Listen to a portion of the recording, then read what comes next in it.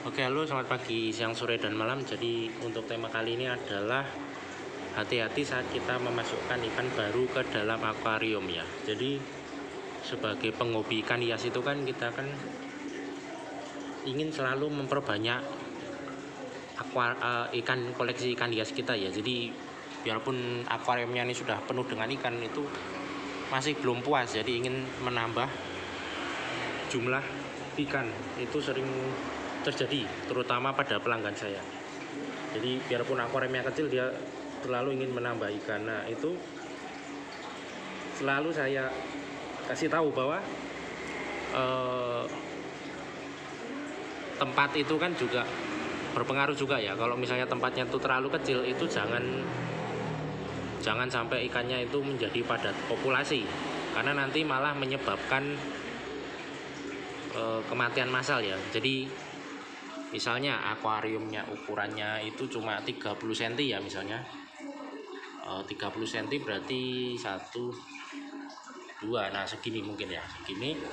Nah itu bisa kita masukkan ikan untuk yang ukuran kecil itu 20-an ekor ya. Misalnya ikan glowfish 20-an ekor itu masih bisa dengan filtrasi, misalnya pakai filter samping. Nah itu masih aman. Kemudian jangka menyimpan airnya tuh bisa seminggu sekali, itu juga masih bagus.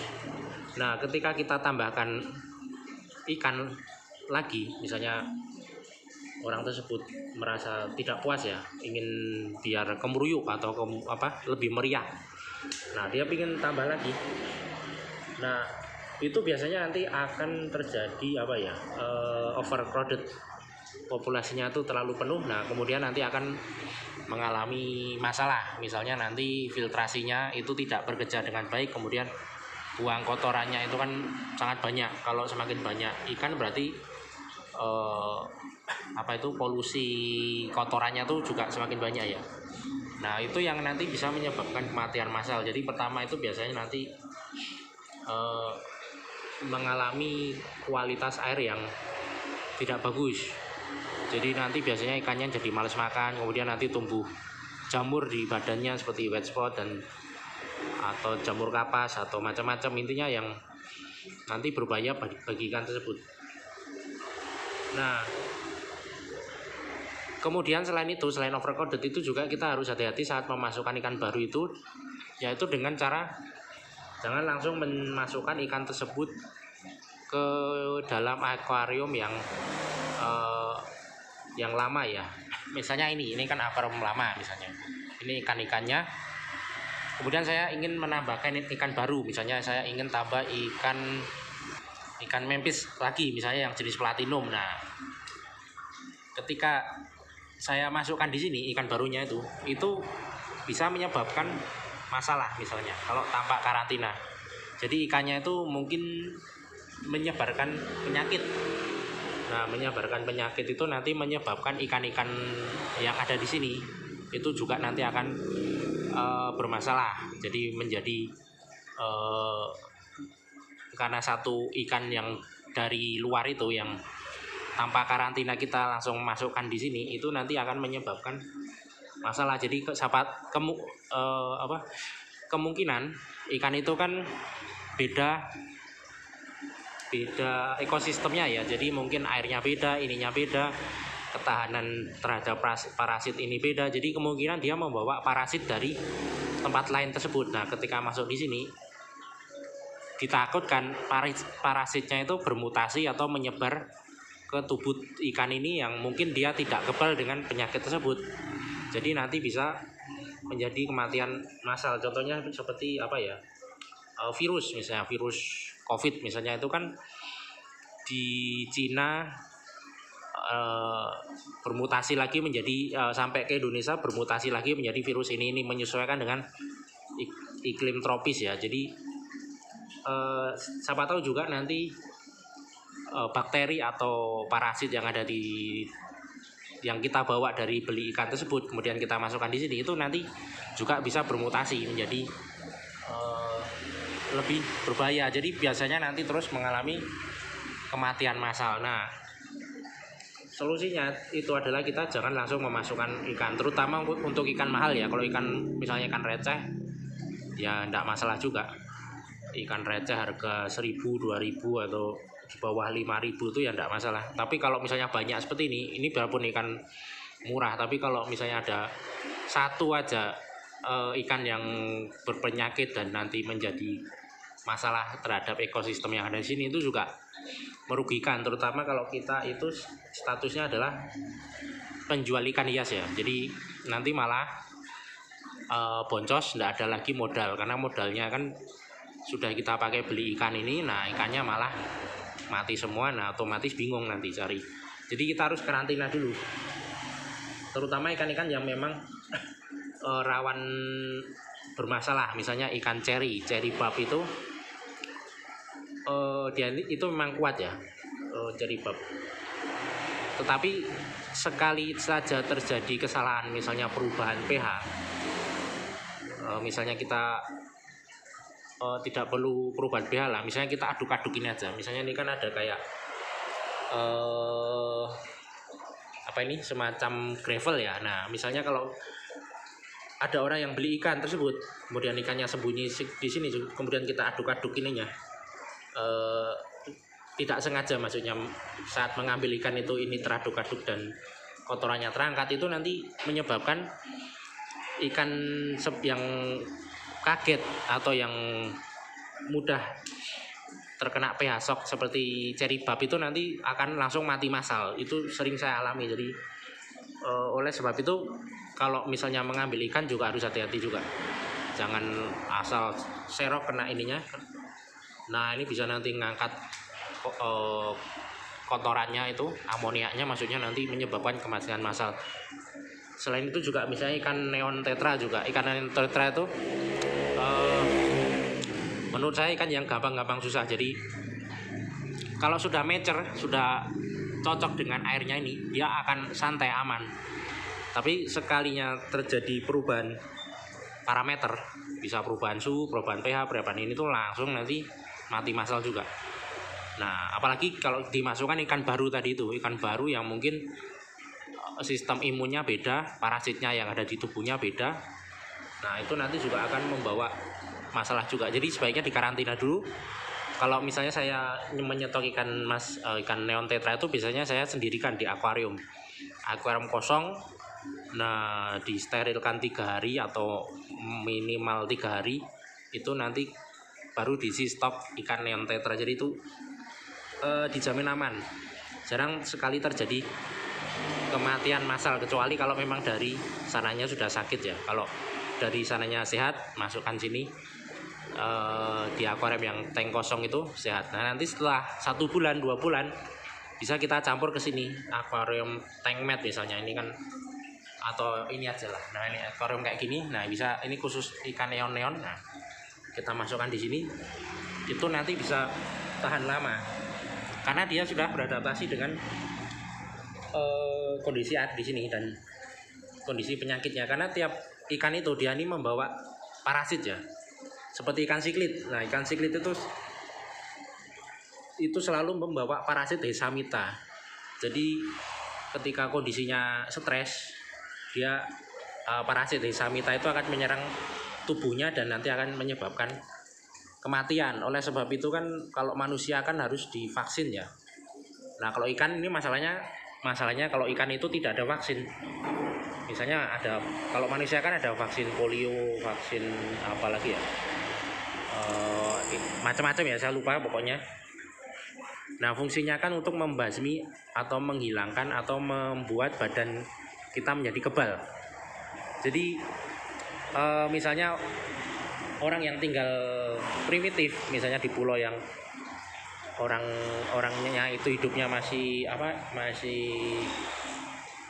zaman dahulu ya, masih ibaratnya masih belum memakai teknologi atau masih jadul. Misalnya di Pulau Sentinel itu yang kalau kita ke sana bisa dihabisi. Nah di situ kan memang ada larangan untuk orang yang hidupnya modern untuk datang ke pulau tersebut, karena orang di Pulau Sentinel itu kan tidak pernah menerima vaksin ya. Takutnya nanti ketika orang seperti kita ini datang ke sana, selain kitanya yang menjadi menjadi bahaya, menjadi korban. Nah, mereka juga bisa menjadi korban dari apa? Dari penyakit yang kita bawa juga. Karena mereka kan tidak kebal ya dengan penyakit yang ada di kehidupan modern, misalnya penyakit polio, penyakit hepatitis dan sebagainya. Karena mereka kan tidak pernah mengenal itu ya. Atau jangankan penyakit itu, penyakit kayak flu atau pilek itu kan itunya juga beda. Virusnya, mungkin virus yang di Pulau Sentinel itu dengan virus yang ada di kepulauan yang kehidupannya modern itu, atau di pulau yang atau di benua yang kehidupannya modern itu kan sangat berbeda. Jadi bisa nanti menyebabkan masalah terhadap suku Sentinel tersebut. Makanya kan pemerintah India di sana kan melarang. Padahal bisa juga mereka masuk kan. Kalau cuma masalah perlawanan itu kan, kalau India kan salah satu angkatan senjata yang kuat juga ya. Jadi kalau untuk menyerbu satu pulau itu tidak masalah. Tetapi kan masalahnya bukan di situ.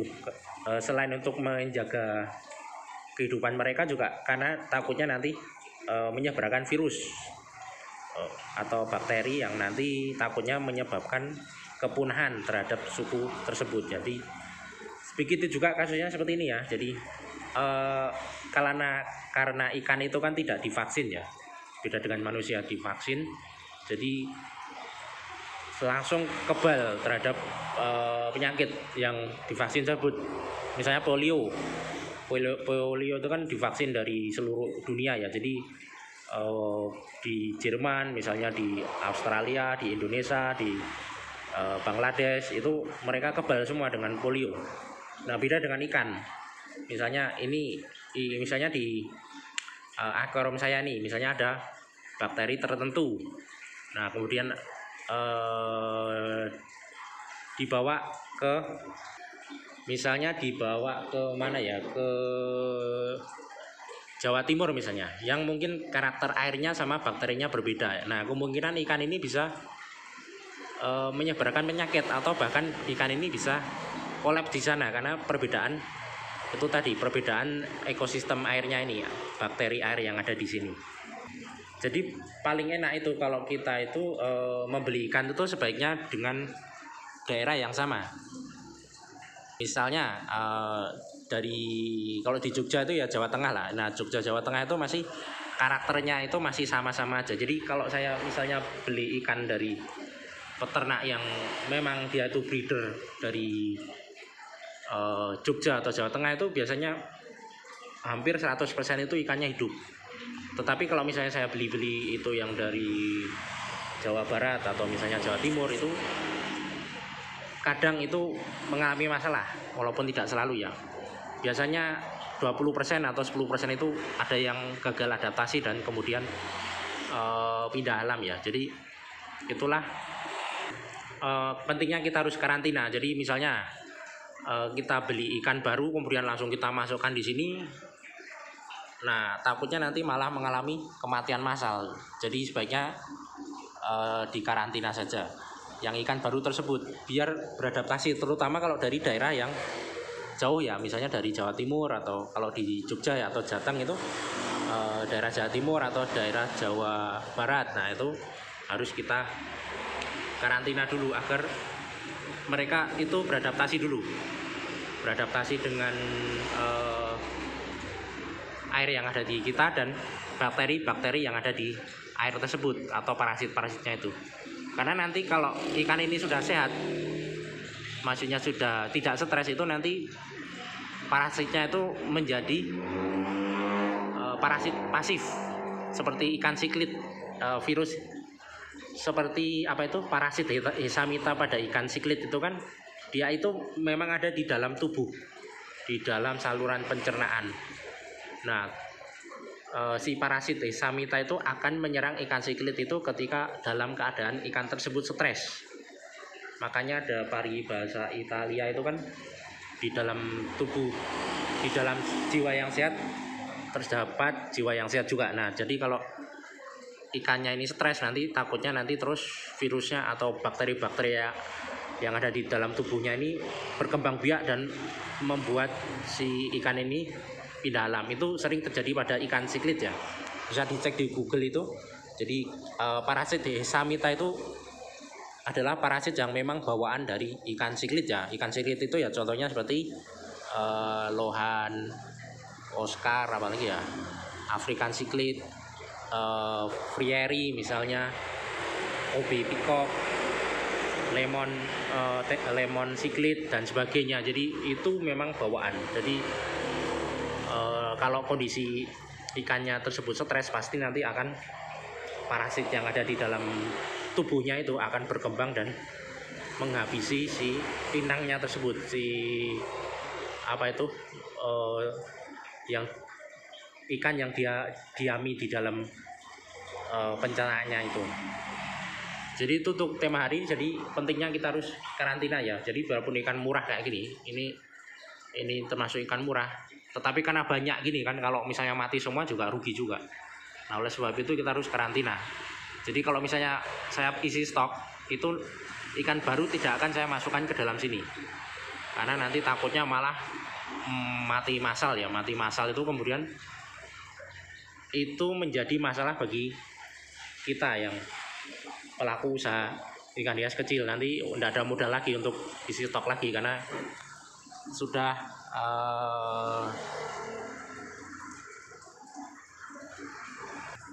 sudah rugi total, karena ini tadi ikannya itu meninggal semua ya. Jadi harus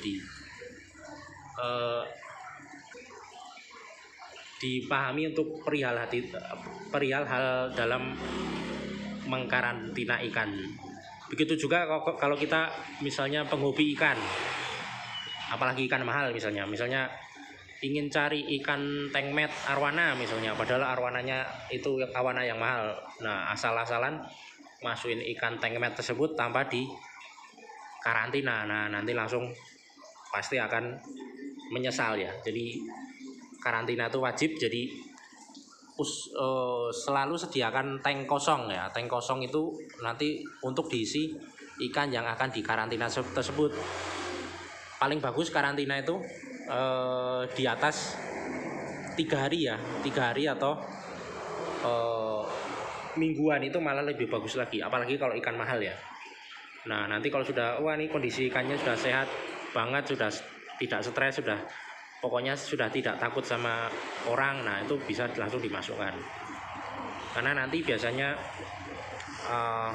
proses adaptasinya itu yang disitulah nanti menjadi hal yang utama ya. Jadi apakah ikan ini nanti gagal atau berhasil, atau ikan ini nanti akan layak untuk dimasukkan ke tempat akuarium tengmet. Oke, jadi itu saja untuk pengalaman hari ini. Selamat pagi, siang, sore, dan malam.